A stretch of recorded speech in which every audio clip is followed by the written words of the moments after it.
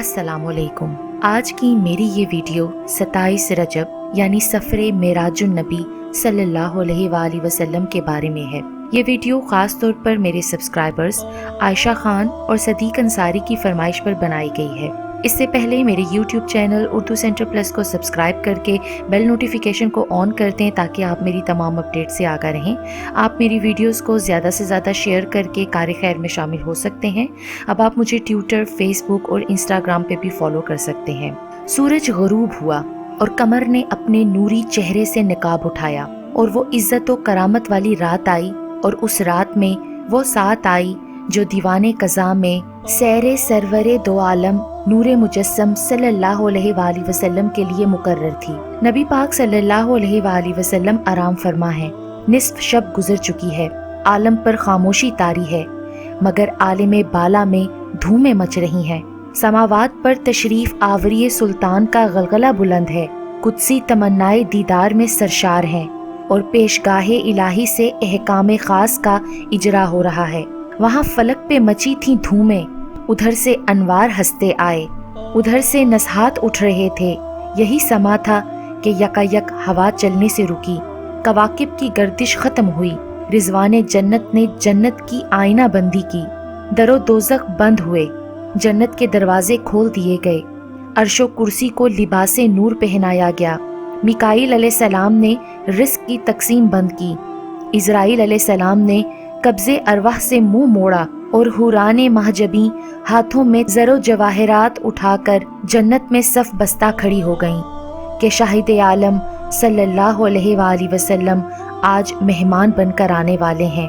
روح الامین کو پیغام پہنچا کہ وہ سواری جو بجلی سے زیادہ تیز گام اور روشنی سے زیادہ صبح خرام ہے، جو خطہ لاہوت کے مسافروں کے لیے مخصوص ہے، حرم ابراہیم کعبہ میں لے کر حاضر ہوں۔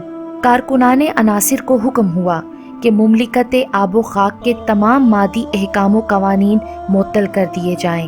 روایت ہے کہ نبی پاک صلی اللہ علیہ وآلہ وسلم مکہ میں جلوہ فرما تھے کہ گھر کی چھت پھٹی اور جبرائیل علیہ السلام بارگاہ نبوی صلی اللہ علیہ وآلہ وسلم میں حاضر ہوئے۔ انہوں نے پہلے سینہ اقدس چاک کیا، اس کے بعد سونے کا ایک تشت ایمان و حکمت سے بھر کر لائے جو سینہ اقدس میں بھر کر بند کر دیا۔ ایک روایت میں ہے کہ جب جبرائیل علیہ السلام حاضر ہوئے تو نبی پاک صلی اللہ علیہ وآلہ وسلم آرام فرما تھے۔ جبرائیل علیہ السلام نے قدموں میں کھڑے ہو کر نبی پاک صلی اللہ علیہ وآلہ وسلم کو بیدار کیا۔ نبی پاک صلی اللہ علیہ وآلہ وسلم کی چشم مبارک کھلی تو جبرائیل علیہ السلام کو نرالے ساز و سامان کے ساتھ موجود پایا۔ یہ بھی روایت ہے کہ جبرائیل علیہ السلام کھڑے رہے اور چشم نرگسی کے کھلنے کے منتظر رہے۔ جب نبی پاک صلی اللہ علیہ وآلہ وسلم بیدار ہوئے، جبرائیل علیہ السلام نے پیغام دیا اور کعبہ مقدس میں رونق افروزی کی التجا کی۔ نبی پاک صلی اللہ علیہ وآلہ وسلم کعبہ مقدس میں جلوہ ریز ہوئے، نورانی رخساروں کی تابش سے کعبہ بجلی کی طرح چمکنے لگا۔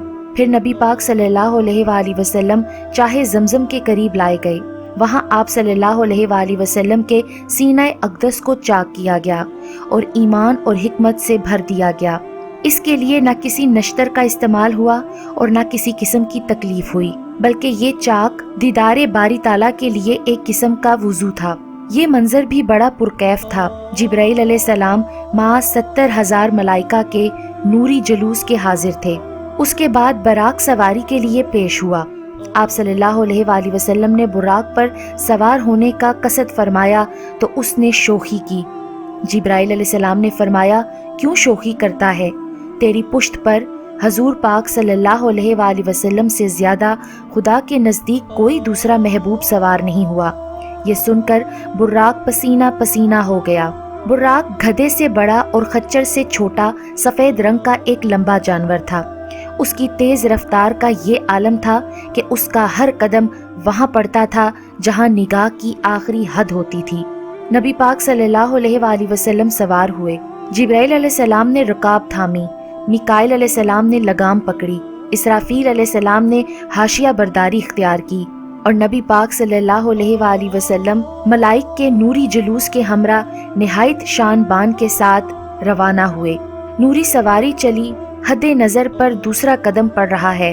اب مسجد اقصیٰ میں داخلہ ہوا۔ یہاں انبیاء کرام آدم علیہ السلام تا عیسیٰ علیہ السلام تمام استقبال کے لیے حاضر تھے اور فرشتے درودیہ سلامی کے لیے کھڑے تھے۔ حضور پاک صلی اللہ علیہ وآلہ وسلم سواری سے اترے۔ جبرائیل علیہ السلام نے براق کو جنتی ریشمی رسے سے فنائے حرم میں باندھ دیا۔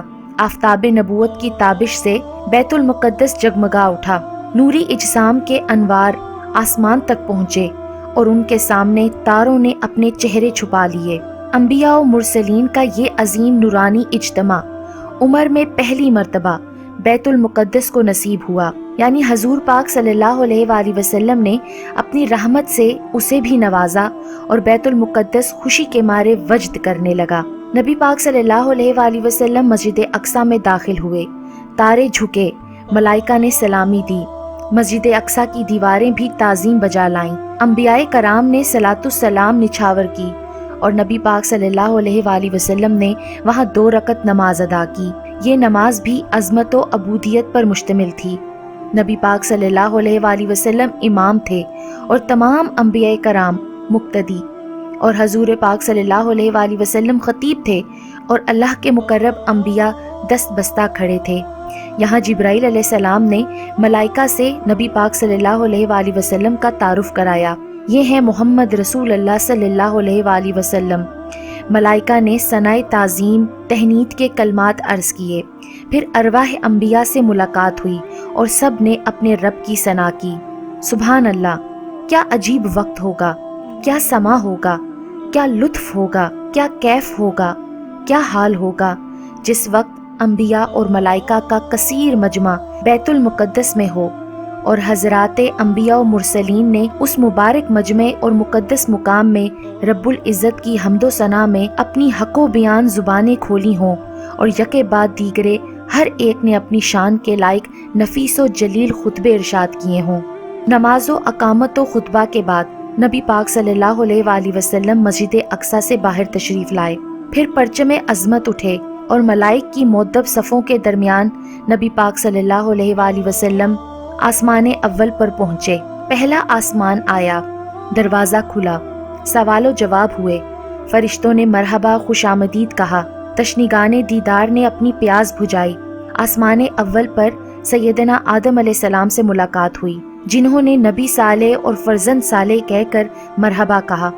اسی آسمان پر نہر کوثر ملاحظہ فرمائی۔ اسی طرح ہر آسمان سے گزرتے گئے اور انبیاء کرام سے ملاقات ہوتی رہی۔ 7ویں آسمان پر شیخ الانبیاء حضرت ابراہیم علیہ السلام سے ملاقات ہوئی، جنہوں نے پیغمبر صالح اور فرزند صالح کہہ کر خطاب کیا۔ سیدنا ابراہیم علیہ السلام بیت المعمور سے پیٹھ لگائے بیٹھے تھے، پھر جنت و دوزخ کے عجائب اور ملکوت کے غرائب کا مشاہدہ فرماتے ہوئے آپ صلی اللہ علیہ وآلہ وسلم سدرۃ المنتہا پر جلوہ فرما ہوئے۔ یہاں نبی پاک صلی اللہ علیہ وآلہ وسلم نے رنگ برنگ کے وہ نور ملاحظہ فرمائے جن کو الفاظ ادا نہیں کر سکتے۔ یہی وہ مقام ہے جہاں سے چیزیں نیچے زمین پر اترتی ہیں اور زمین سے چڑھ کر اوپر جاتی ہیں، جہاں آپ کو کلمے قدرت کے چلنے کی آواز آئی تھی۔ سدرہ ایک بیری کا درخت ہے جس کے بیر حجر کے مٹکوں کے برابر اور پتے ہاتھی کے کانوں کے مانند تھے۔ سدرۃ المنتہا جبرائیل علیہ السلام کا مقام ہے، اس جگہ سے آگے نہیں جا سکتے، اسی لیے انہوں نے عرض کی کہ نبی پاک صلی اللہ علیہ وآلہ وسلم ہمارے سب کے لیے ایک جگہ مقرر ہے جس کے آگے ہم نہیں بڑھ سکتے۔ اللہ اکبر! جبرائیل علیہ السلام بھی آگے نہ بڑھ سکے۔ عرض کر دی، نبی پاک صلی اللہ علیہ وآلہ وسلم میری حد ختم ہو گئی، میرے بازو تھک گئے۔ معلوم ہوا کہ جہاں شہباز سدرہ کے بازو تھک جائیں اور روح الامین کی حد ختم ہو جائے، وہاں سے نبی پاک صلی اللہ علیہ وآلہ وسلم کی پرواز شروع ہوتی ہے اور آپ صلی اللہ علیہ وآلہ وسلم کی حد کی ابتدا ہوتی ہے۔ الغرض نبی پاک صلی اللہ علیہ وآلہ وسلم آگے تشریف لے گئے۔ آپ صلی اللہ علیہ وآلہ وسلم نے 70,000 حجابات کو طے فرمایا۔ اب نبی پاک صلی اللہ علیہ وآلہ وسلم کے ساتھ کوئی نہ تھا، اکیلے تھے، کیونکہ یہ مقامات ہی ایسے تھے جہاں آپ صلی اللہ علیہ وآلہ وسلم کے سوا کسی کی رسائی نہ تھی۔ جب نبی پاک صلی اللہ علیہ وآلہ وسلم کو کرب خاص کی منزل تک رسائی ہوئی اور محبوب و محب کے درمیان ریاض و نیاز کی گفتگو ہوئی، اللہ تعالیٰ نے نبی پاک صلی اللہ علیہ وآلہ وسلم کو وہ علم بھی عطا فرمائے جن کے پوشیدہ رکھنے کا آپ صلی اللہ علیہ وآلہ وسلم سے عہد لیا گیا۔ گویا نبی پاک صلی اللہ علیہ وآلہ وسلم کو دو قسم کے علم عطا فرمائے، ایک وہ جو دین کے متعلق تھا اور اس کی تبلیغ و اشاعت آپ صلی اللہ علیہ وآلہ وسلم کا فرض نبوت قرار دیا گیا، دوسری قسم وہ تھی جس کے اخفا کا آپ صلی اللہ علیہ وآلہ وسلم سے عہد لیا گیا، جیسے علوم خمس وغیرہ۔ یہ حضور صلی اللہ علیہ وآلہ وسلم کو عطا ہوئے مگر ان کے پوشیدہ رکھنے کا حکم تھا۔ ترجمہ ہے، پھر وہ جلوہ نزدیک ہوا، پھر خوب اتر آیا، تو اس جلوے اور اس محبوب میں 2 ہاتھ کا فاصلہ رہا، بلکہ اس سے بھی کم۔ یہ تمام عالم کی سیر رات کے ایک حصے میں ظہور پذیر ہوئی۔ نبی پاک صلی اللہ علیہ وآلہ وسلم بمنزلہ روح ہیں اور یہ کائنات بمنزلہ جسم ہے، اور جب جسم سے روح نکل جائے تو جسم مردہ ہو جاتا ہے۔ تو جب نبی پاک صلی اللہ علیہ وآلہ وسلم اس کائنات سے نکل گئے تو یہ کائنات مردہ اور ساکن ہو گئی، اور جب آپ صلی اللہ علیہ وآلہ وسلم اس کائنات میں واپس آئے تو یہ کائنات پھر زندہ اور متحرک ہو گئی۔